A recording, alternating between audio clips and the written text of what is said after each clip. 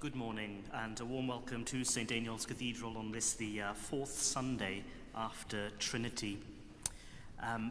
Please do take note of the various notices in this week's notice sheet, but among them, hopefully you may know by now, as it was announced on Friday, that we have a new dean. I'm delighted that Canon Dr.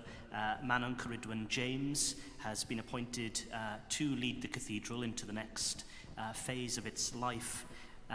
Manon may be known to some of you because she's of this diocese, and so it's wonderful that we're able to welcome her home and to do that in September later in the year. Please pray for Manon and her family as they prepare for this new ministry. Please also note that we have a recital this week, so please do come along and take some time out on Thursday. We have Robin Grant, tenor, with us on Thursday. Show me your ways, O God, and teach me your paths.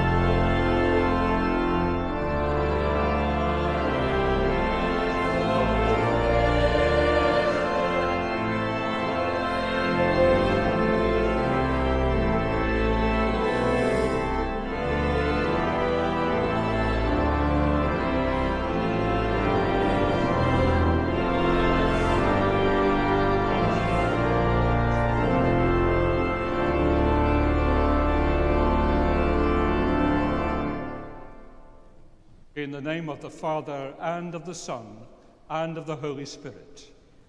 Amen. Grace and peace be with you. And keep you in the love of Christ. Show me your ways, O God, and teach me your paths. As we gather to celebrate this Holy Eucharist, to the glory of God, we prepare ourselves by confessing our sins, trusting in the goodness of our merciful Father, upheld by the gentleness of our companion, Jesus, seeing our lives anew in the radiance of the life-giving Spirit.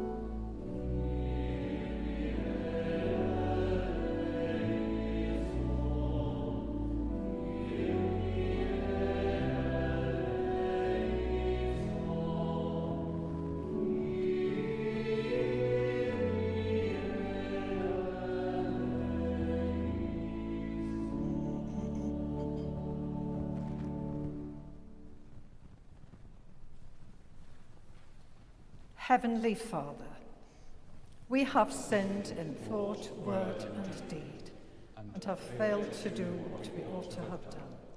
We are sorry and truly repent. For the sake of your Son, Jesus Christ, who died for us, forgive us all that is past. Lead us in his way to walk as children of light. Amen. Almighty God, who forgives all who truly repent, have mercy on you and set you free from sin, strengthen you in goodness, and keep you in eternal life. Through Jesus Christ our Lord. Let us pray. O God, the protector of all who trust in you, without whom nothing is strong, nothing is holy, increase and multiply upon us your mercy, that with you as our ruler and guide, we may so pass through things temporal that we finally lose not the things eternal. Grant this, Heavenly Father, for our Lord Jesus Christ's sake, who is alive and reigns with you in the unity of the Holy Spirit, one God, now and forever.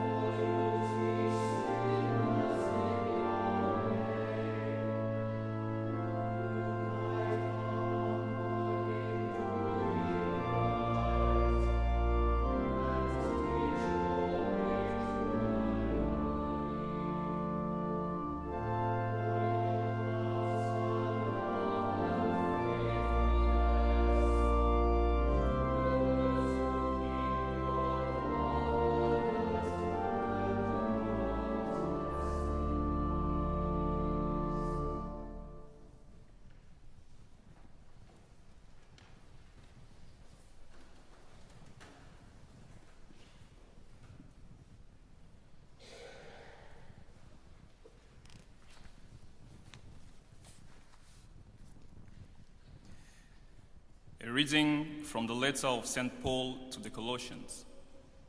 Paul, an apostle of Christ Jesus, by the will of God, and Timothy, our brother, to the saints and faithful brothers and sisters in Christ in Colossae.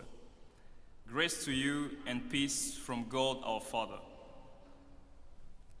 In our prayers for you, we always thank God, the Father of our Lord Jesus Christ, for we have heard of your faith in Jesus Christ and of the love that you have for all the saints because of the hope laid up for you in heaven. You have heard of this hope before in the words of the truth, the gospel that has come to you. Just as it is bearing fruits and growing in the whole world, so it has been bearing fruits among yourselves from the day you heard it and truly comprehended the grace of God. This you learned from Epaphras, our beloved fellow servant. He is a faithful minister of Christ on your behalf, and he has made known to us your love in the Spirit.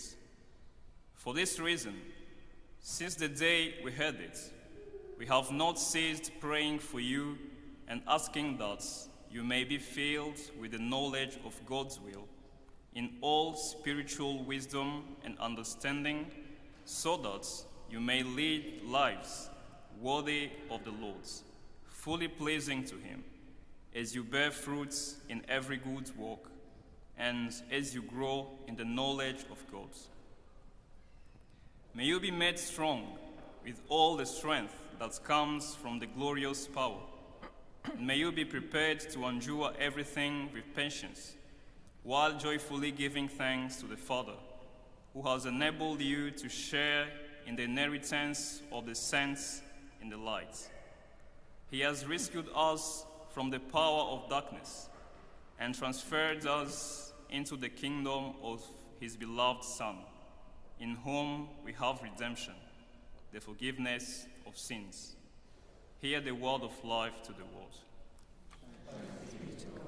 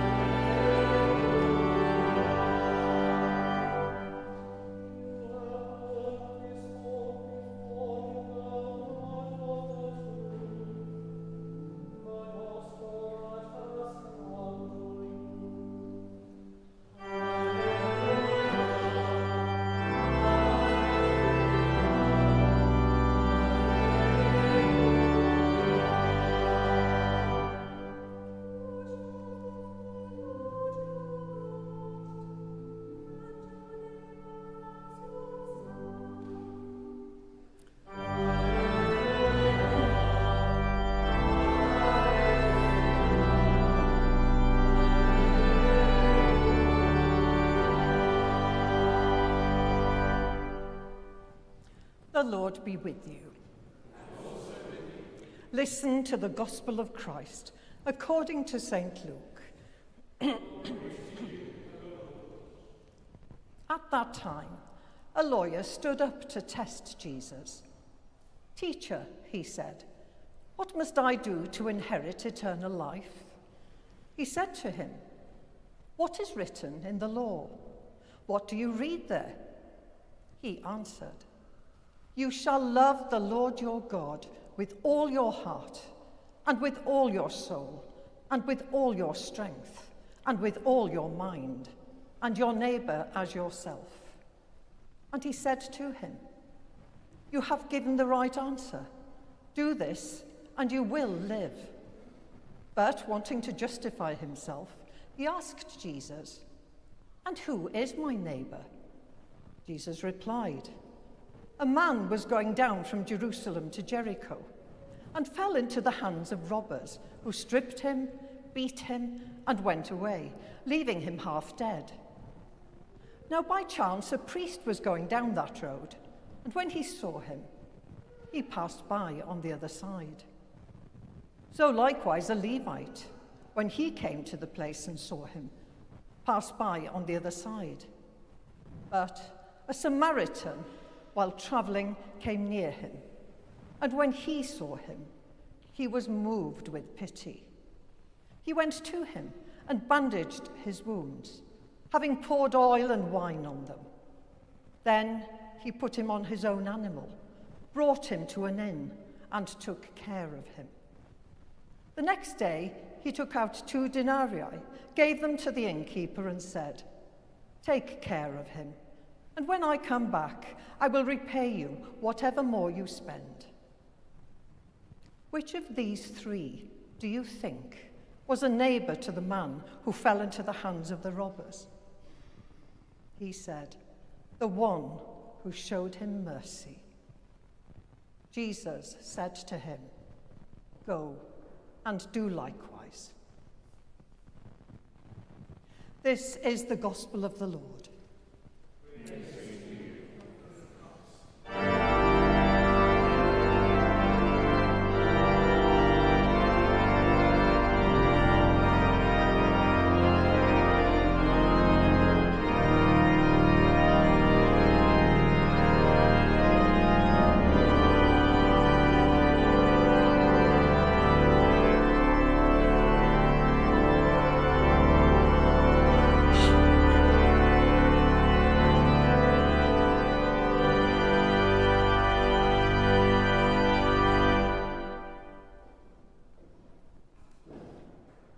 Show me your ways, O God, and teach me your paths.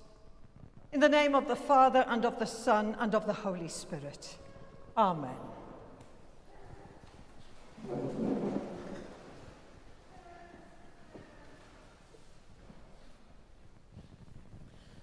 The parable of the Good Samaritan has much to teach us in the moral sense. But if we are to really understand what Jesus meant, we need to consider that conversation with one of the teachers of the law, and to understand the history of the divisions and hatred that existed between the Jews and the Samaritans. Travelling from Jerusalem to Jericho was dangerous in those days, and, as we know, it can be dangerous these days too. Not only does the parable of the Good Samaritan teach us about what it means to be a Christian in our day, it also teaches us about what it means to be human. And this is demonstrated in the actions of the Good Samaritan. The theologian Jane Williams wrote that Jesus laid bare the biblical teaching that all people are neighbours, made in God's image. Before God, all are equal, equal in dignity and equal in sin. Colour, class, race, and creed are, for practical purposes, irrelevant. There are no second-class or inferior people, just people like us. At its core, it has to do with being good neighbours. It also has to do with building communities and ensuring cohesion within those communities. Look at the current situation in our broken world. Look at the current situation in this country in some communities. Sometimes, when I used to travel abroad, I was reminded of the way we in this country sometimes seem to have lost some of that deep sense of community. While visiting Madeira some years ago, I saw no evidence of inappropriate behaviour among young people or anyone else. I saw no evidence of violence. What I saw was a deep respect for humanity, gratitude for being in employment, even if the pay wasn't too good, joy in being who they were, and joy in their communities and culture. What struck me the most was the respect they had for God and their communities, whatever their colour or creed. We are, of course, talking about an island where over 90% of the population were Catholic in their faith. But they too had their problems, such as the high incidence of divorce among young people who had entered into marriage too soon. But in general, the values I witnessed were a salve to the heart, and they reminded me of the values we had in this country some decades ago. According to an AI overview, determining which countries have the best moral values is subjective and depends on the criteria used. However, several countries consistently rank high in measures of social well-being, human rights, and ethical behaviour, suggesting strong moral foundations. Based on reports and indices from 2025 and prior years, Finland, Iceland, Denmark, Sweden, and New Zealand often appear at the top in various rankings related to happiness, freedom, and ethical standards. But of course, we need a balance here, and to recognise that we often only hear about the immoral things rather than the many good deeds that happen in our country. I spent time at the Llangollen International Eisteddfod a few days ago, and the welcome, care, and love towards people of every colour, class, race, creed, and sexuality from all over the world was tangible and encouraging. Much work has already taken place over the years to build trust within multi-faith relationships, but we continue to live in a very fragile world. Look at the news from day to day, and you will see evidence of such fragility. What has happened to society these days? Where have our basic values gone? Misdeeds, such as we see on the news day by day, breed distrust and hatred that can be directed towards many factors and towards faith in general. If we look at different types of faith, we will see that many of them have an element of fundamentalism in them. Some of this has to do with the great powers in the world today, but also to do with a lack of coherence within our communities, possibly. Perhaps it also has to do with a deterioration in family values in our time. Is there an answer to this? I believe there is. It involves working in a partnership together and overcoming the division between Jew and Samaritan, as it were. It has to do with truth. It has to do with connection, and it has to do with interdependence and respect for our fellow human beings. Jesus calls us to look beyond the surface and to recognize that God is God of the whole world, and that our neighbour is anyone who is in need. This has serious implications for us today, and it challenges us to consider whether we consider those the world turns its back on to be our neighbours. A long time ago now, a priest by the name of J.C. Ryle once said that we should consider the whole world as being a part of our parish, and the whole human race as being our neighbours. Have we been so blinded by rituals and tradition that we have forgotten what lies at the heart of the victory of the cross of Christ? It has to do with community, and those early Celtic saints knew a great deal about building communities. They definitely understood what it meant to meet people at their point of need with the love of Christ, and they knew how to be good neighbours. They knew about God's grace towards the whole world and about what it meant to be human in their time. Perhaps we need to seriously consider what it means to be human in our time, and to consider who our neighbour is and show them the love of Christ. Depending on who that neighbour is, this might be challenging for us, but that is what Jesus asks of each one of us. Again, the theologian Jane Williams wrote this: "This is not comfortable teaching, but it is not impossible either. Jesus never asked us to do the impossible. We need only the will to obey. He'll give us the strength to act, and he'll sort out the complications. And who knows, as we love God with heart, soul, and strength, and our neighbour as ourselves, others may be drawn to God too. We never know what one good turn can achieve when it's done in Jesus' name. So let's serve him by serving others." Wise words, I think. I feel that there is no better way to finish than to repeat the words of verse 27 of our gospel reading today, and pray that the Holy Spirit will enlighten our minds to really understand their true meaning. "You shall love the Lord your God with all your heart, and with all your soul, and with all your strength, and with all your mind, and your neighbour as yourself. To him be the glory, now and forever. Amen.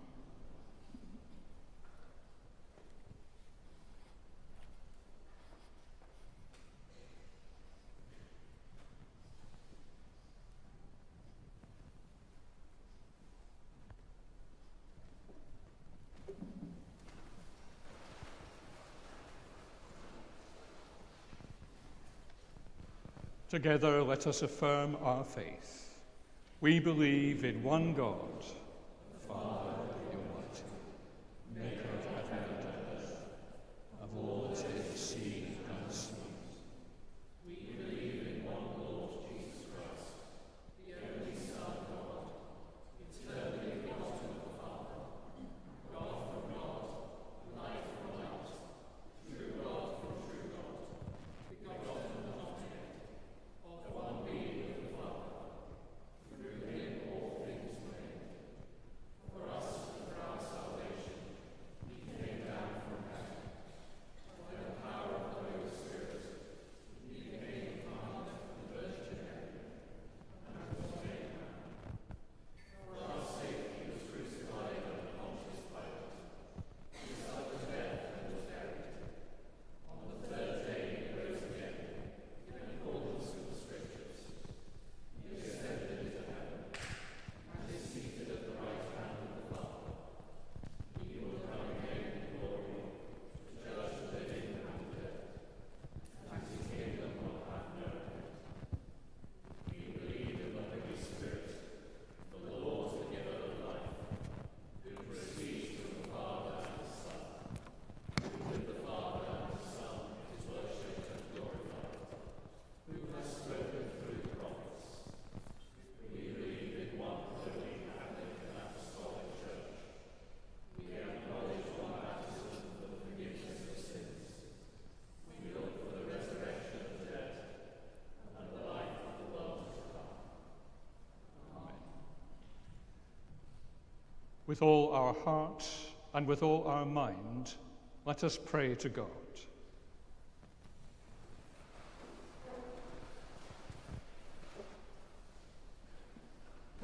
Lead us, Lord, through all the troubles of life, guiding us into the way of truth, unity, and peace. Lord, in your mercy. We pray for your church throughout the world, particularly in our own diocese. We thank you for the appointment of a new dean. May God bless her ministry here, and may we unite and support her. Help us, Lord, to move forward with renewed faith and hope. Lord, in your mercy. For all who have been hurt or damaged by the selfish actions of others, we pray for healing. For those whose burden has increased, share their load. For all who are distressed, give your comfort. And may we learn lessons of gentleness and care, so that we may reflect your light and cast away the darkness which has enfolded us. Lord, in your mercy. We thank you, Lord, for all who are able to influence for good our lives and lift our spirits through their use of words. Save us from using foolish or hurtful words, from uttering lies or making false promises. Give us the courage to say what we mean and the honesty to mean what we say. We are grateful for the power of speech, but help us to understand the need for silence, so that we may listen to your voice in the quietness of our hearts. Show us when to open our mouths and when to hold our peace, so that we may learn to glorify you in both speech and silence. Lord, in your mercy. We pray, Father, that those who cast darkness into our world, the creators of war, the terrorists, the persecutors, may turn away from their evil ways. We bring before you the people of Ukraine, Sudan, Russia, Israel, Gaza, Iran, and all other areas where there is unrest. Give them your peace and hope. Lord, in your mercy. Eternal God, whose Son Jesus Christ bore our grief and carried our sorrows, hear us when we pray for those who are in distress, the hungry and homeless, the incapacitated and the handicapped, the mentally afflicted and the depressed, the sick and dying, the aged, the lonely, and the bereaved. And so we pray for Les, Anne, Mary, Ira, Tom, Sam, John, Nick, and Jill. Enfold them in your arms and let them know your presence. And if it be your will, give them healing. Lord, in your mercy, hear our prayer. You, Lord, are the resurrection and the life. Through your sacrifice, we are given the hope of eternal life. So let us remember before God all who have died recently, those who will die this day, and for all those we have loved and lost, who are now at rest with you. We remember Caroline Kopok, O.P. Hughes, Monica Murrell, Nick Buntifont, Roy Hanlon, and Paul. Rest eternal grant unto them, O Lord, and let light perpetual shine. May they rest in peace and rise in glory. Lord, may we live in faith, walk in love, and be renewed in hope until the whole world reflects your glory. Merciful Father, accept these prayers For the sake of your Son, our Saviour, Jesus Christ. Amen.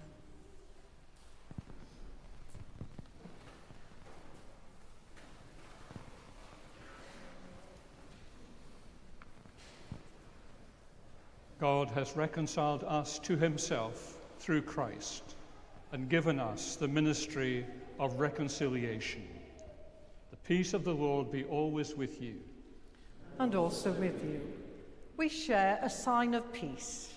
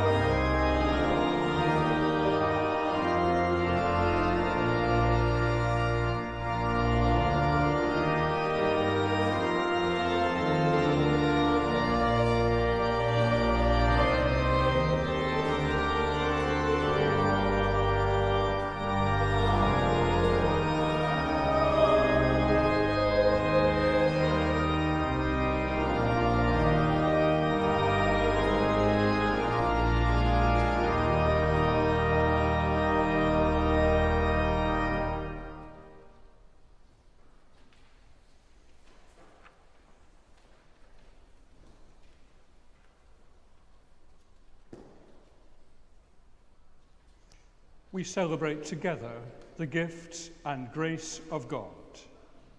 We take this bread, we take this wine, to follow Christ's example and obey his command. The Lord be with you. And also with you. Lift up your hearts. Let us give thanks to the Lord our God. It is right to give our thanks and praise. It is indeed right. It is our duty and our joy, at all times and in all places, to give you thanks, Holy Father, all-powerful and ever-living God, through Jesus Christ our Lord. For he is our great high priest, who has freed us from our sins and has made us a royal priesthood, serving you, our God and Father. And so with the hosts of angels and all the company of heaven, we proclaim the glory of your name and join in their unending hymn of praise.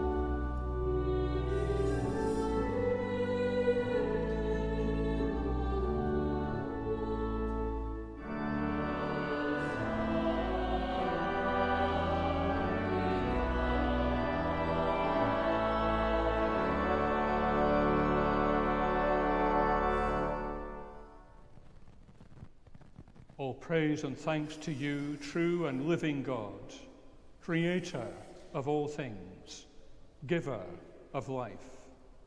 You formed us in your own image, but we have marred that image and fall short of your glory. We give you thanks that you sent your Son to share our life. You gave him up to death that the world might be saved, and you raised him from the dead that we might live in him and he in us. Sanctify with your Spirit this bread and wine, your gifts to us, that they may be for us the body and blood of our Saviour, Jesus Christ.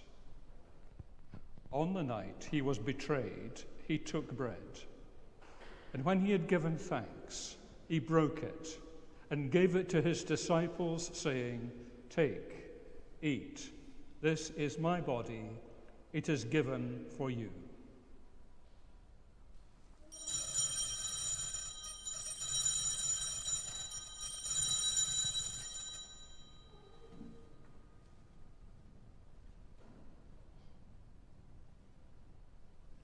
In the same way, after supper, he took the cup, and when he had given thanks, he gave it to them, saying, "Drink from this, all of you, for this is my blood of the new covenant, which is shed for you and for many for the forgiveness of sins. Do this as often as you drink it, in remembrance of me."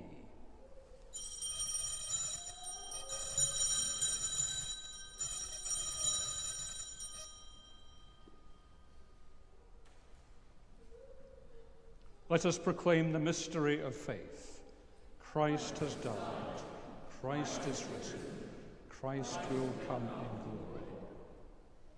As he has commanded us, Father, we remember Jesus Christ, your Son, proclaiming his victorious death, rejoicing in his resurrection, and waiting for him to come in glory, we bring to you this bread, this cup. Accept our sacrifice of thanks and praise. Restore and revive your people.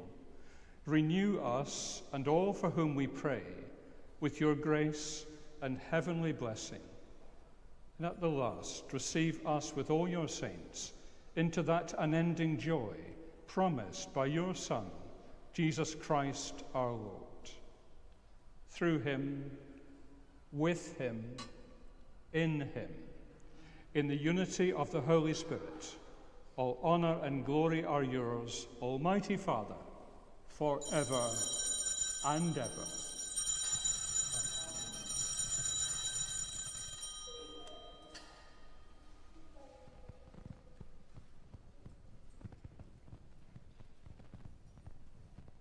As our Saviour taught us, we boldly pray, Our Father, who art in heaven, hallowed be thy name. Thy kingdom come, thy will be done, on earth as it is in heaven. Give us this day our daily bread, and forgive us our trespasses, as we forgive those who trespass against us. And lead us not into temptation, but deliver us from evil. Thine is the kingdom, the power, and the glory, forever and ever. Amen. We break this bread to share in the body of Christ. Though we are one body, for we all share in one bread.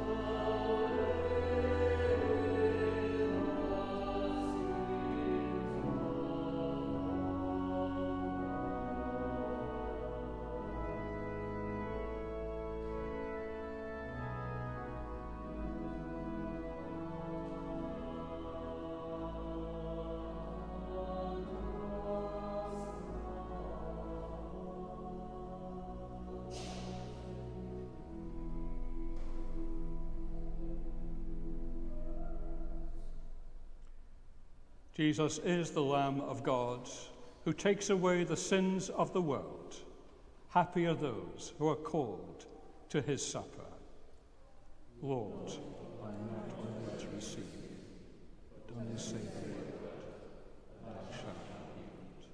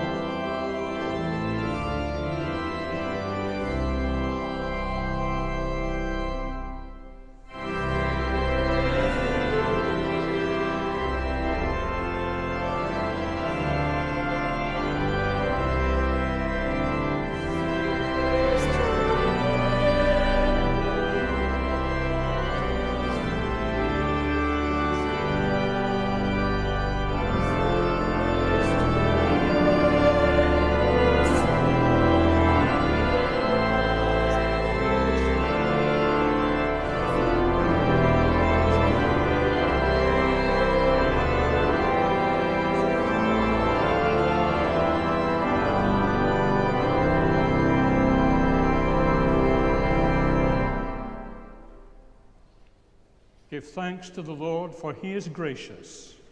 His love is everlasting. Eternal God, comfort of the afflicted and healer of the broken, you have fed us at the table of life and hope. Teach us the ways of gentleness and peace, that all the world may acknowledge the kingdom of your Son, Jesus Christ our Lord. Amen. The Lord be with you. And also with you. The peace of God, which is beyond all understanding, guard your hearts in the knowledge and love of God and of his Son, Jesus Christ. And the blessing of God Almighty, the Father, the Son, and the Holy Spirit be among you and remain with you always. Amen. Go in peace to love and serve the Lord. In the name of Christ. Amen.